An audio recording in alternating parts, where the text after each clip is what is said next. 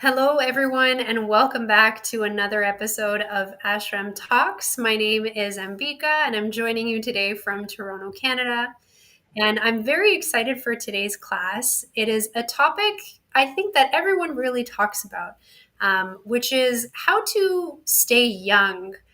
Of course, we're going to talk about how we stay young inside, but everywhere we look, there are creams, there are potions, and lots of different promises to extend and extend and extend our lives, or at least some kind of maybe physical beauty or something like that as long as we can. So it's a very interesting topic, and I'm really excited to get back into this with our guest for today, Simon Haas.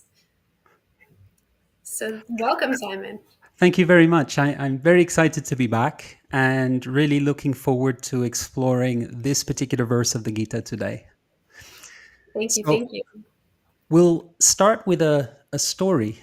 Um, I spent many years living in a temple monastery in Mathura, which is the birthplace of Sri Krishna, the speaker of the Gita. And every year we would travel across India to Bengal, to a place called Navadvip.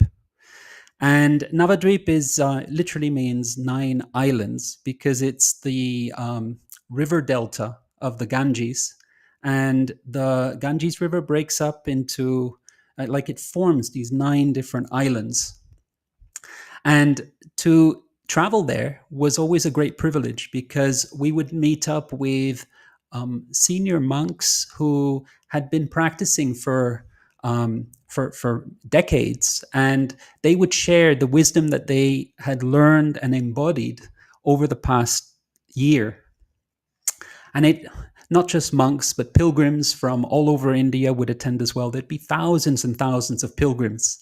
And in fact, we would help to cook for them and to serve meals to all of these pilgrims, maybe, I don't know, 30,000 pilgrims.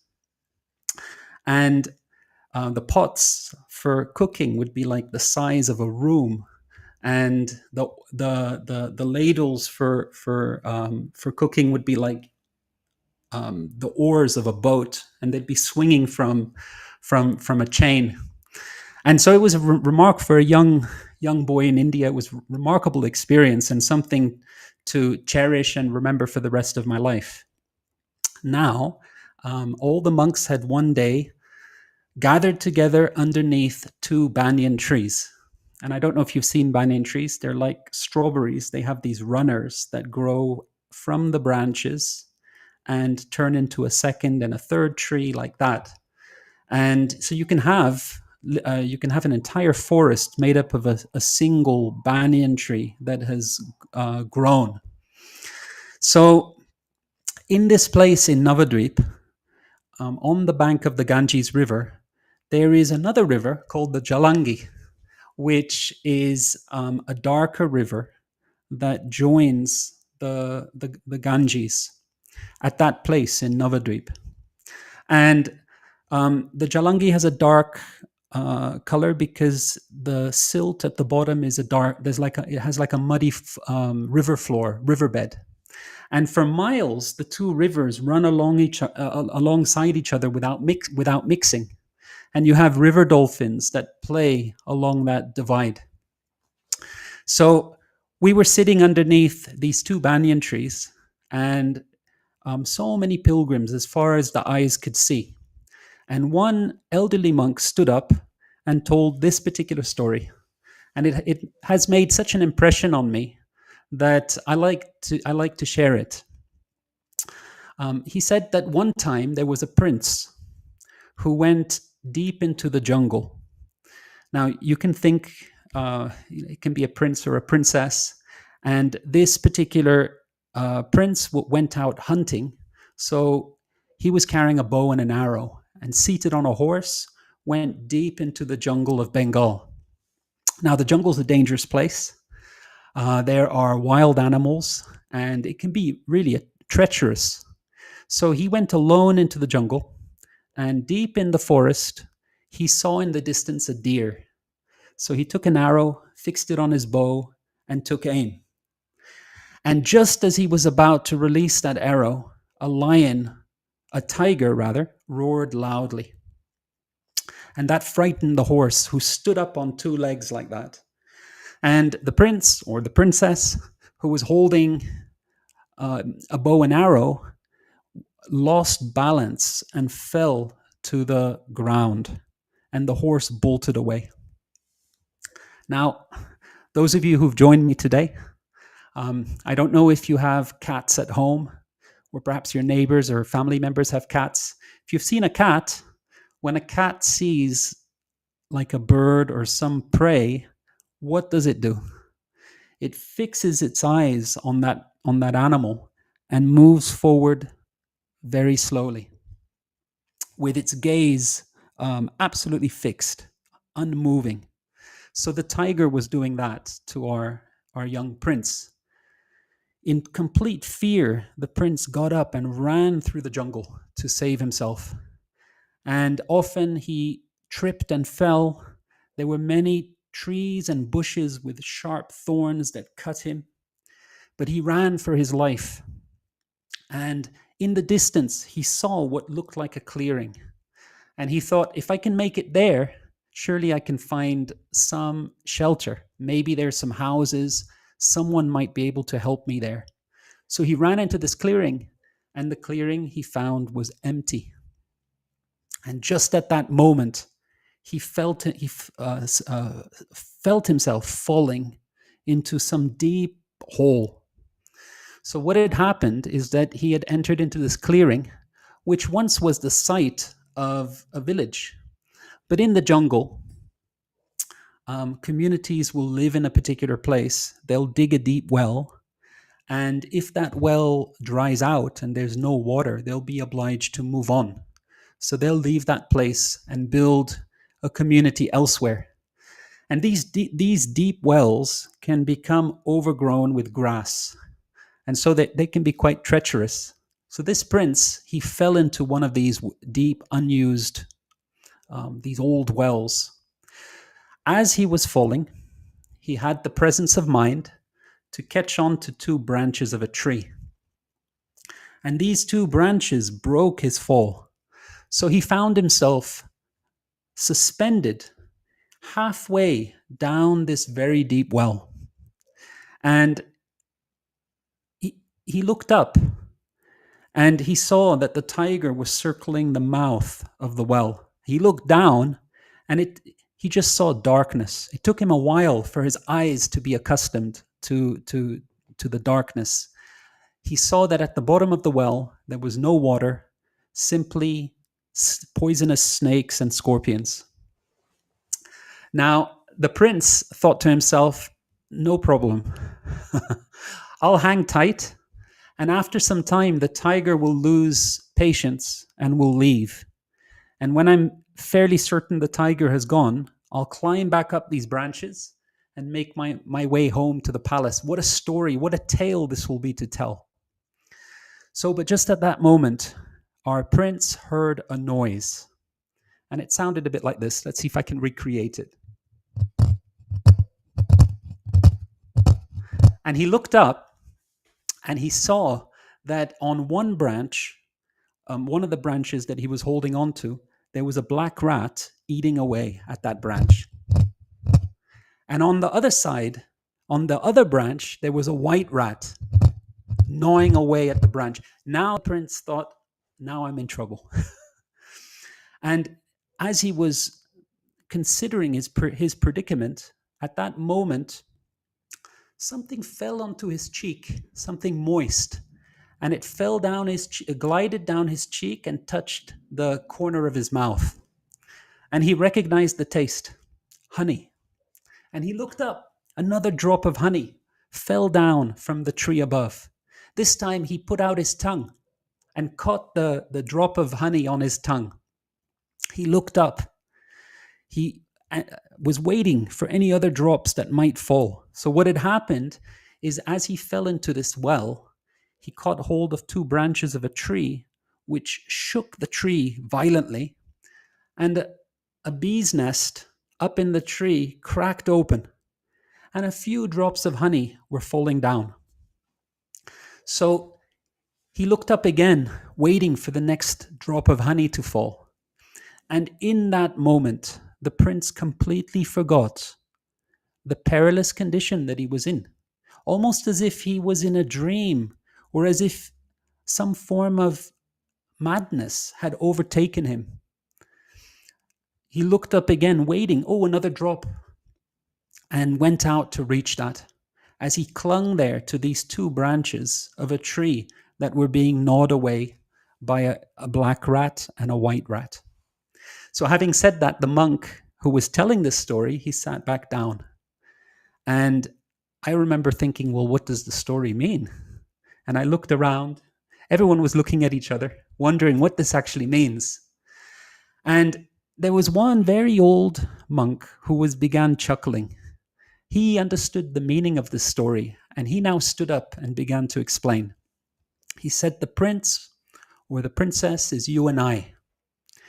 And you see that the prince goes into the forest hunting, and that represents the nature of life. All too often, life turns around the principle of exploitation. Very easily, we are prepared to cause pain to others, to further our own idea of what our interests are or what will make us happy. Or if we're not willing to inflict pain directly, so often we do it indirectly. Or when suffering is caused to others, we turn a blind eye. So the world turns around this principle of exploitation mostly. And the prince goes into the jungle and as a hunter and ends up becoming hunted. So what does the tiger represent? The tiger represents death. And death is something that we generally hide away from. So I'm joining you here from Costa Rica.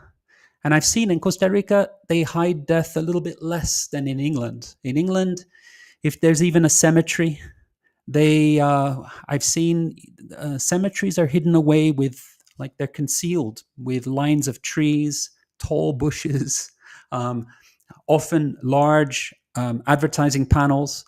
No one wants to know or to see or to hear about illness and death. It's something we generally hide away from. But every so often, death roars loudly in our life. So either, someone dear to us may pass away, a family member, a friend, or we ourselves may narrowly escape death. And that's when death roars loudly. And it creates anxiety and fear. So the prince runs through the jungle and falls into this disused well and happens to catch hold of two branches. Those branches they symbolize the helpful habits and the unhelpful habits that hold us suspended in the small human story of our life. Now, what are the black rat and what are the white rat? What do they represent? So the white rat represents day, and the black rat represents night. I don't know how much time I have left in my life. I can't say how much time you have, but I can say two things for sure. One is that whatever amount of time I have or you have, it's limited. It has a beginning and an end. That's the first thing. And the second thing I know for sure is that whatever limited time we have is being eaten away every day and every night. So how important, how valuable is this human life for reaching our highest potential? That's actually the first teaching of the sacred texts of India. How valuable this human life is for attaining our full potential. Now, what are those drops of honey that make us forget the situation that we're in? Those drops of honey represent the whatever comforts or enjoyments that allow us to forget, that keep us within our comfort zone, that stop us from attaining our full potential. So, having explained this, the elderly monk sat back down, and other monks began standing up and sharing the teachings of yoga, the yoga teachings of the Gita, the same teachings that we're discussing in these episodes of Ashram Talks. So, this story of the prince and the tiger, especially as a young boy in India, had a very strong effect on me in underscoring that life is short, and it carries at the same time a huge potential. It's a very valuable opportunity that we have, but it's a small window, and it's very easy to become distracted and to not use this valuable opportunity that we have in the very best way that we can. And yoga is one of the definitions, as we've been speaking about in previous episodes, is yoga karmasu kaushalam. Yoga is skillful action, acting with skill. So the yoga teachings of the Gita are a set of 18 different systems of yoga that allow us to live in the most effective way and to realize our full potential in this life. So, with this story, we turn now to the verse that we're looking at today, which is chapter 2, text 22. And before beginning, as is the tradition, we'll begin with a Mangala Charanam, or an auspicious invocation, as we've done in previous episodes. He Shri Guru Jnana Dadina Bandho Swananda Data Karunaika Sindho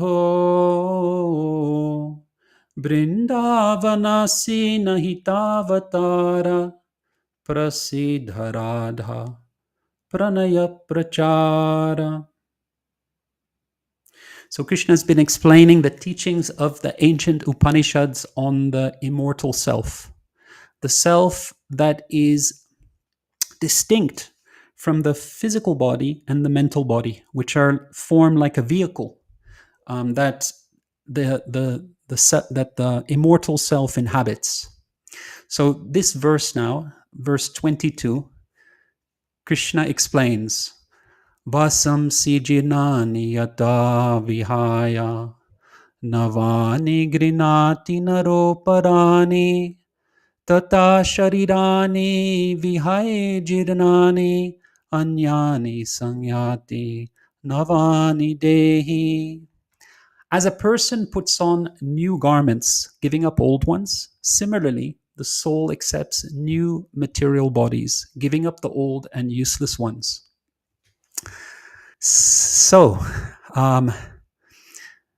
many people identify with the physical body, but our body is simply a covering of the self, like a garment. And at death, we give up the garment and accept a new one. But there's a further teaching here, which is important. We are giving up and accepting new bodies continuously, even in this very life. So, biologists explain that most cells in the body are replaced over a period of 7 years. So that means that our body of 7 years ago has actually been ecologically dispersed throughout the environment. The body that we have now is entirely different in that sense to the body we had 7 years ago or so. So this physical body is not who we really are.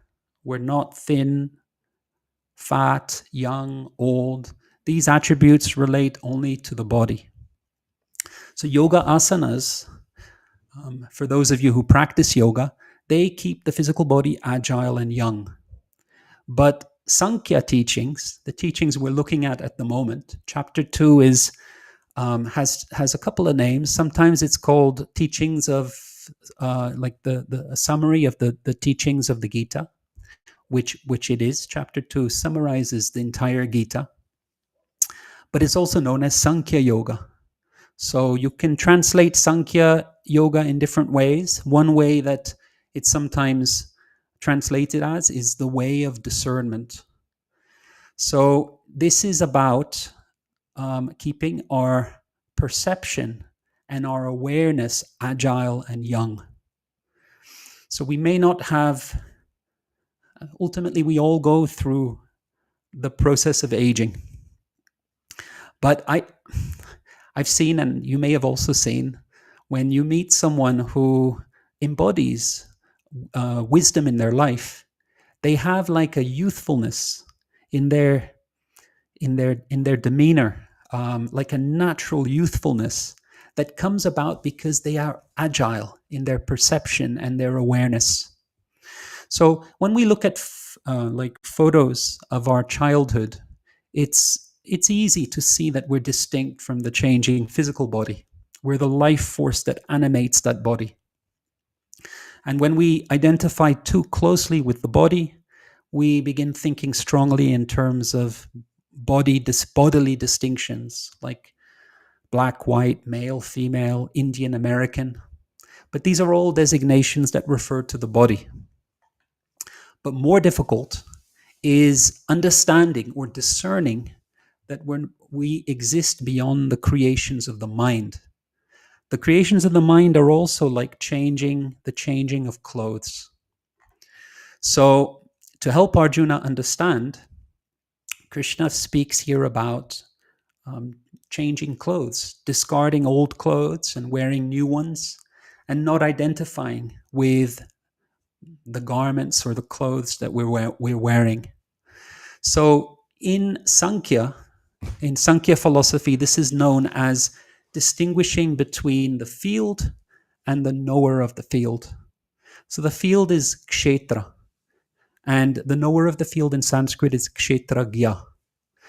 The field is everything we can see with the senses. So it includes the body, everything connected to the body. It includes our senses, our thoughts, feelings, desires. These are all the transformations that these may go through in life. That's the field. If you can see it, then it's part of the field. So Krishna is telling Arjuna that we're not the temporary sensations we might experience through the body. We're not the good or bad thoughts we may have. We're not the things in this world that we may perceive, desire, or identify with.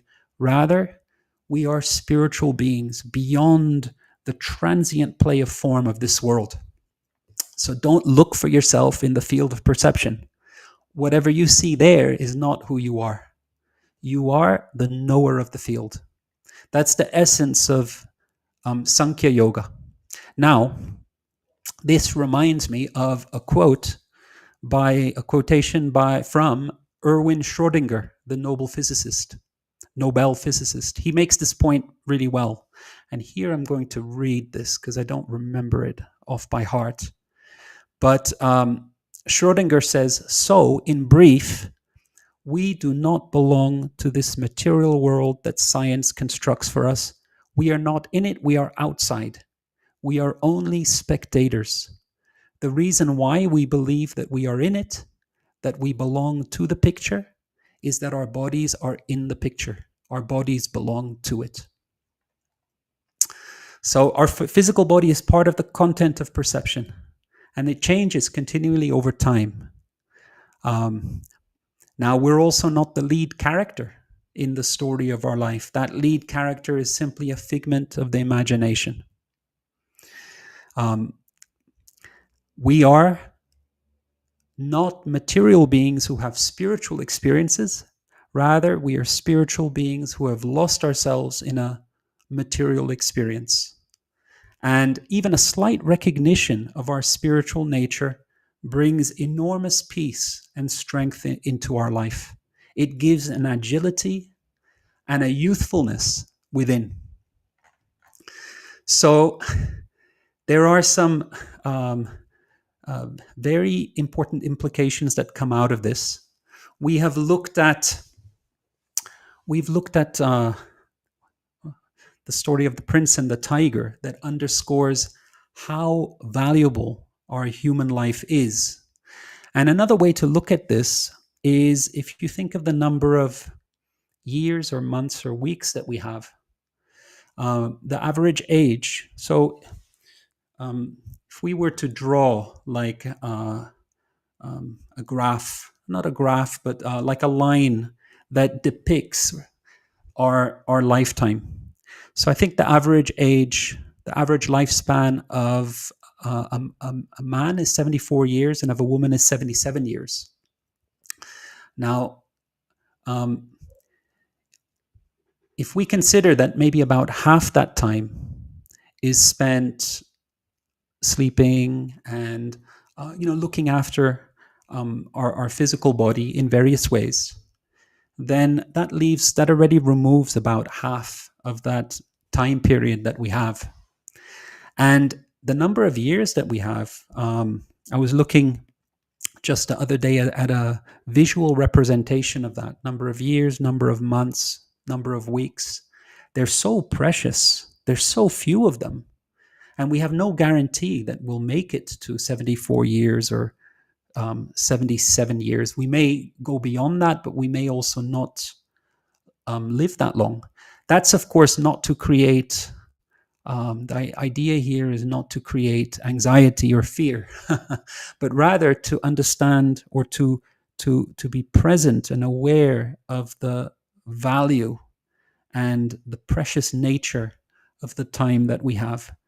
That in itself brings a vitality, an awareness of that brings vitality into our life, and it focuses our attention. We may end up spending less time being inauthentic, less time in, less time in losing ourselves in toxic situations or relationships or environments, for example. So this reminds me of something that I think I've mentioned in a previous episode. It's about a palliative nurse named Bronnie Ware. And she was looking after patients who were in their last days. So she wasn't, she thought to herself, I won't simply look after these patients with all my heart, but maybe I can also learn from them. So she began asking them questions like, what in your life went well? If you could start all over, what would you do differently? What's your biggest regret, if you have one? And there was one regret that kept on coming up again and again and again. What is the number one regret of dying patients? The number one regret is, I wish I'd had the courage to lead a life true to myself rather than follow the expectations of others. I wish I'd had the courage to lead a life true to myself.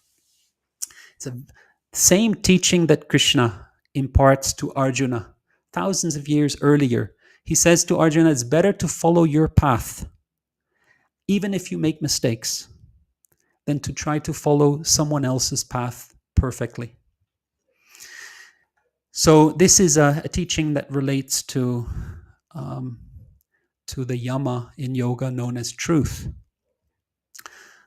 To be true to our own nature, to be true to our path, and not to lose time in so many different other ways, like following paths and expectations that of others. So there is something that happens in the process of aging, which is inevitable. There's like a biological entropy. This year I'm 50, so it's those kind of round numbers that that has a psychological impact. I feel that the depletion of energy and vitality. I can't do what I used to be able to do in my 20s. So there's also there can be like a nostalgia for lost opportunities, lost alternatives. With age, there comes a gradual dissolution of our perceptual world, a shrinking of possibilities. But with youth, also, there are so many possibilities um, during youth that it's overwhelming. If I think back, um, as a young um, as a young boy or young man, there were just so many possibilities that it's very difficult to even know what to do, what choices to make. And so many of the choices I've made have also been in some ways arbitrary. So our um, perceptual world was smaller then and at that time also. But it's in the in between period where, if you compare our perceptual world to being something like a kingdom, so many of the teachings of ancient India are intended for kings and queens. And in a way, we are not so different from a queen or a king. We have a kingdom, and that kingdom is our perceptual world. And um, our perceptual world starts small and it expands like a universe. And then at some stage, it begins to become smaller again. And in that period, there are so many gifts that we receive. So as we age, we receive so an abundance of gifts, wisdom, hopefully, a deep sense of purpose and direction. Um, Often very difficult life lessons we may learn, qualities like kindness and humility and compassion, which the Bhagavad Gita describes as the wealth of the gods and goddesses. Those are the real treasures that, and there are so many others that may come to us during our life, and especially as we grow older, as we age. But it's sometimes it's difficult to um, we might not always be aware of the treasures that we hold and that we've received throughout our life. And so there are yoga systems. We'll see how the different systems of yoga that Krishna shares allow us to become more aware, to remember what has true value in our life. What are the very valuable things in our kingdom, you can say, in our perceptual world? One of the yoga systems that Krishna will teach is the wealth of the gods and goddesses. So we'll come to that later. That's towards, it's in the third half, final third of the Bhagavad Gita. So I want to, if this is a big topic we're looking at, but I want to turn to a few important conclusions, a few important teachings in the Gita on this topic. And one of them is that there will be change in our life. There will be change in our physical body. There will be change in our field of perception. So change in our kingdom. And that change is inevitable. Remembering that we are distinct, we're operating within that field of perception, but the true self is distinct from the change of form, the play of form in this world, naturally leads to an agility and a youthfulness within. So the Gita is here teaching it's teaching us not to look for our identity in the kingdom, in the field of perception. Don't let the field of perception define who we are. And Krishna is also pointing to a different perspective, which is that this is not our only life. We've done this many times, and we will do this many times. So Krishna is emphasizing in the Gita, and we find this as a common theme in the wisdom text of India, look for that which is of enduring value. So much of what we try for is something that has already been tried by our parents, our grandparents, our great-grandparents. So the things that we often put a lot of value in. So, we may look for our identity in in so many things within the field of perception. So we may strive for um, wealth, academic achievement, various titles, all kinds of uh, like symbols of success. But at the end, these things, however much we've accumulated, like the blind king Dhritarashtra, we won't be able to take them with us. Nothing of this will be able to take with us at the end of our life. So the Gita teaches us, look for that which is of enduring value. Look for the treasury, the wealth of the goddesses and gods. And the yoga teachings that are yet to come will show us how to realize our full potential, in part by understanding what it is that brings true value. Now, I want to finish with one important teaching, which I think is sometimes